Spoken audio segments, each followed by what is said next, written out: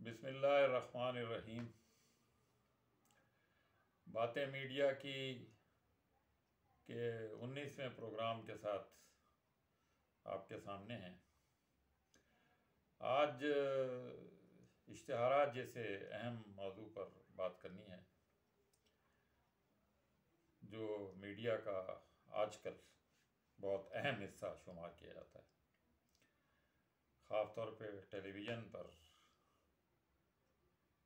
1 घंटे के प्रोग्राम में अगरचे पैमरा की तरफ से सिर्फ 12 मिनट के इश्तिहारात दिखाए जा सकते हैं, लेकिन शायद कोई भी इसकी पाबंदी ना करता हो और हर चैनल पर कम से कम कमोबेश 30-35 मिनट के इश्तिहारात होते हैं।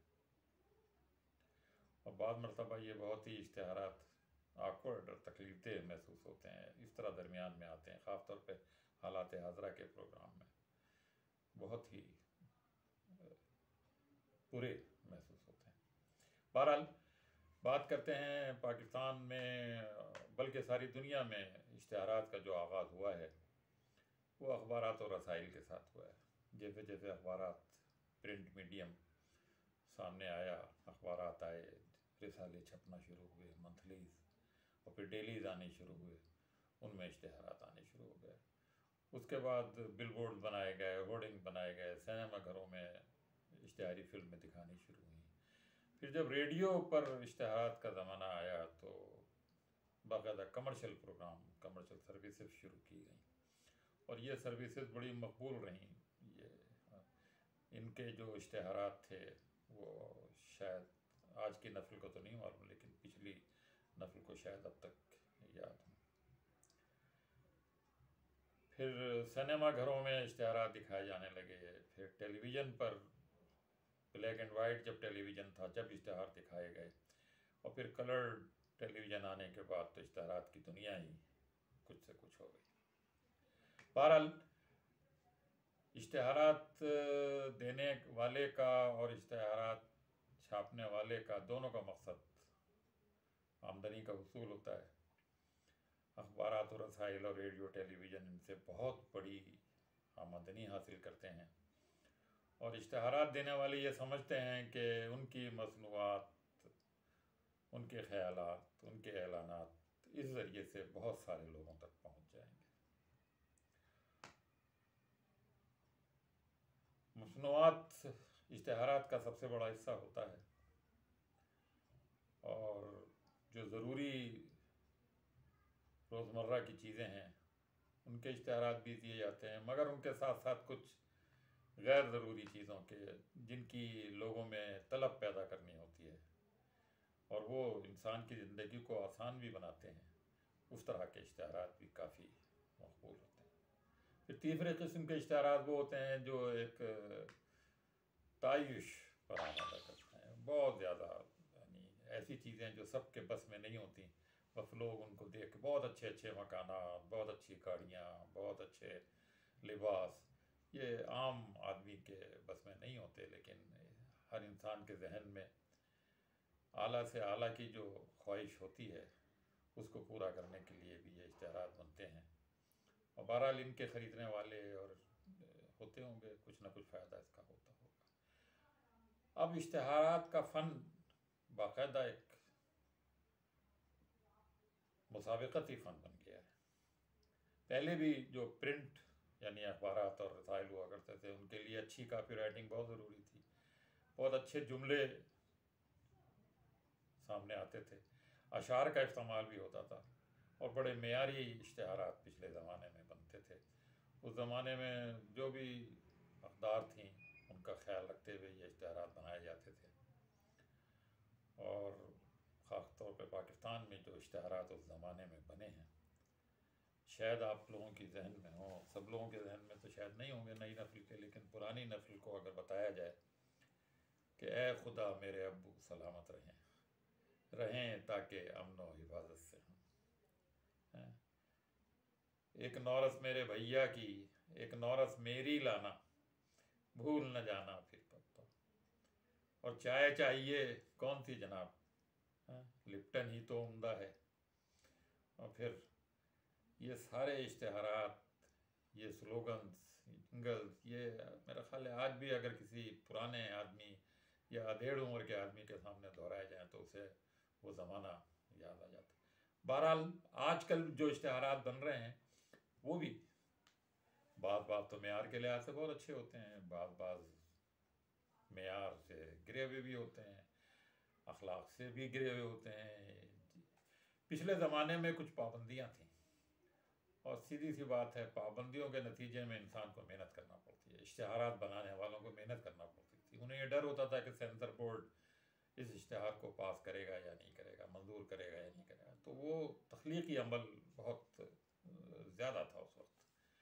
आजकल शायद आसान हो गया सारा मामला, दुनिया का मीडिया सबके सामने है, कॉपी राइटर्स के सामने भी है, और ख़ास तौर पे भारत के टीवी प्रोग्राम पर तो बहुत आसानी से जा सकते हैं और वहाँ जिस तरह के इश्तिहारात बनते हैं, लगता है ऐसा है कि बस अब उनकी नकल करना सबसे आसान तरीक़ा है। और उन्हीं इश्तिहारात की नकल के नतीजे में आज हमारे यहाँ भी ऐसे इश्तिहारात बन रहे हैं जिनको फैमिली एक साथ बैठकर शायद ना देख सके। ये तो खैर इसका अखलाकी पहलू है, लेकिन कुछ और पहलू भी अगर इश्तिहारात के देखे जाएं तो वो ये है कि इनमें अब धोखाधड़ी और फ्रॉड का अंसर भी बहुत बढ़ गया है। जिस मसनूआत में से जिन चीज़ों की तशहीर की जा रही है, आया वो चीज़ें उस मकसद के लिए इस्तेमाल होने के कुछ फ़वाइद हैं या नहीं, ये तो आजमाइश के बाद पता चलता है। लेकिन ऐसा होता है कि बहुत सारी ऐसी चीज़ें, जाली हकीमों के इश्तिहारात, जाली डॉक्टरों के, ऐसे ऐसे तामीरी मंसूबे जो अभी वजूद में नहीं आए हैं, जिनका अभी ज़मीन पर कोई काम ही नहीं हुआ है, और वो शानदार घर, शानदार सड़कें, दरख्त है ना, प्लांटेशन हुई हुई है, गाड़ियाँ खड़ी हुई हैं, ये न सिर्फ इश्तिहारात बनाने वालों बल्कि इश्तिहारात देने वालों और ख़ुद कानून नाफिज करने वाले इदारों की ज़िम्मेदारी है कि वो कोई इस तरह की चीज़ें, इस तरह के क़वानीन बनाएं कि लोगों के साथ धोखा ना हो सके। लोग ख़ास तौर पर ओवरसीज़ पाकिस्तानी अपनी बड़ी बड़ी रकमें इन तामीरी मंसूबों पर, इन इश्तिहारात को देख कर लगा देते हैं, बाद में पता चलता है कि तो अब इसके लिए बिल्डिंग कंट्रोल वाले और हुकूमत और पुलिस और ख़ुद एडवर्टाइजिंग एसोसिएशन बहुत कुछ कर सकती है और वो इन चीज़ों को रोक सकती है कि जब तक कोई चीज़ अमली तौर पर मौजूद ना हो, खाली ख्याली एक पुलाव पका कर लोगों को अपनी तरफ राग़िब करना, ये शायद कोई मुनासिब अखलाकी बात नहीं होगी। इसी तरह से ख़वातीन का बहुत बेजा इस्तेमाल आजकल हो रहा है। ख़वातीन के जो इश्तिहारात हैं उनमें अगर ख़वातीन को शामिल किया जाए, ख़वातीन मॉडल लाई जाए, शैम्पू है, तेल है, वाशिंग पाउडर है, गारमेंट के इश्तिहारात हैं, शादी की के मलबूसात हैं, इनमें आप ख़वातीन को इस्तेमाल करें ढंग से, कोई बात नहीं। लेकिन अगर आप शेविंग क्रीम के लिए, आप मोबाइल फ़ोन के लिए, है ना, रेज़र के लिए और फ़ोम के गद्दों के लिए, इनके लिए अगर आप ख़वातीन का बेजा इस्तेमाल, और भारत की नकल में जिस तरह से उनके यहाँ 50-50 लोग डांस कर रहे होते हैं, बिस्किट का अगर इश्तिहार है तो उसमें 50 आदमी डांस कर रहे हैं खड़े होकर, क्या ताल्लुक़ है बिस्किट खाने से और बिस्किट से उसका।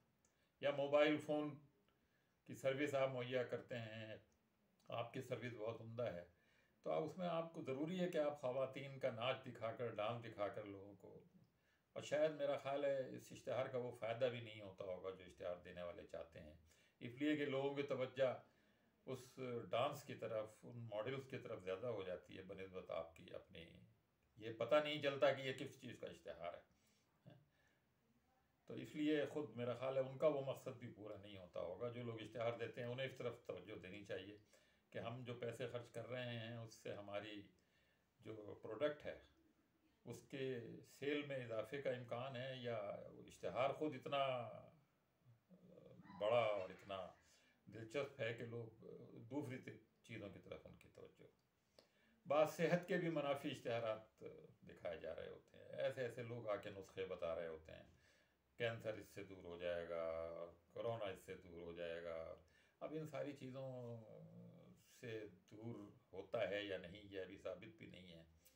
तो इस तरह के, इसी तरह से ख़बरों की शक्ल में बाद मरतबा बाद इश्तिहार आ रहे हैं अखबारात में ख़ास तौर पर, हालांकि ये अखलाकी तौर पर बिल्कुल गलत है।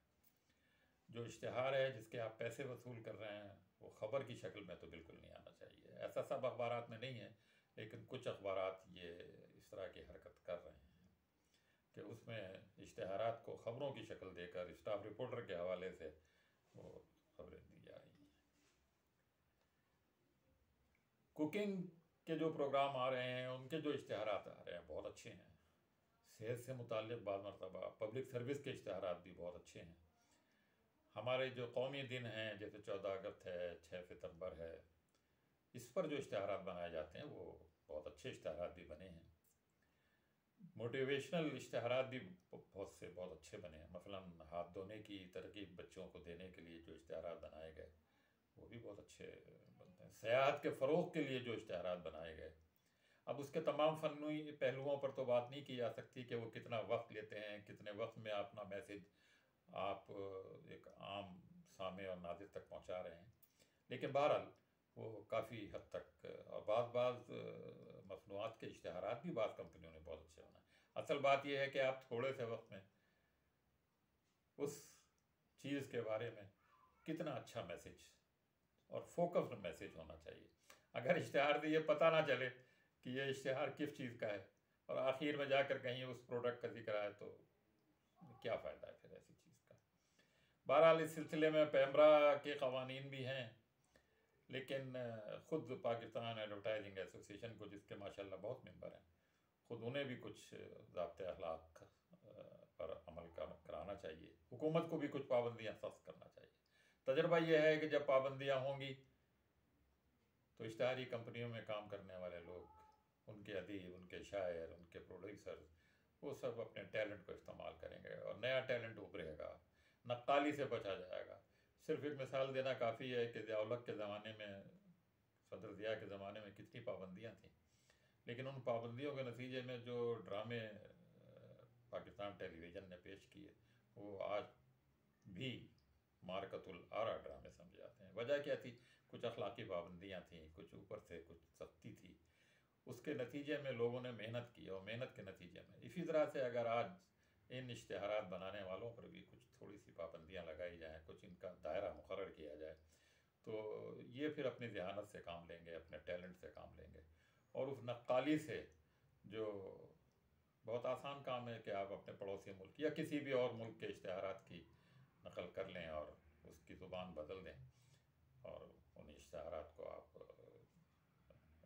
देना शुरू कर दें, तो वो इश्तिहारात उनमें जब तख्लीकी उपज नहीं होगी, तख्लीकी सलाहियत उसमें उभर कर सामने नहीं आएगी, तो और उनके फिर जो दीगर असरात हमारे माशरे पर, हमारे बच्चों पर, हमारी ख़वातीन पर, हमारे लोगों पर मुरतब होंगे, वो फिर आप समझ सकते हैं किस तरह के होंगे। इंशाअल्लाह ऐसी एक किसी प्रोग्राम के साथ फिर हाजिर होंगे।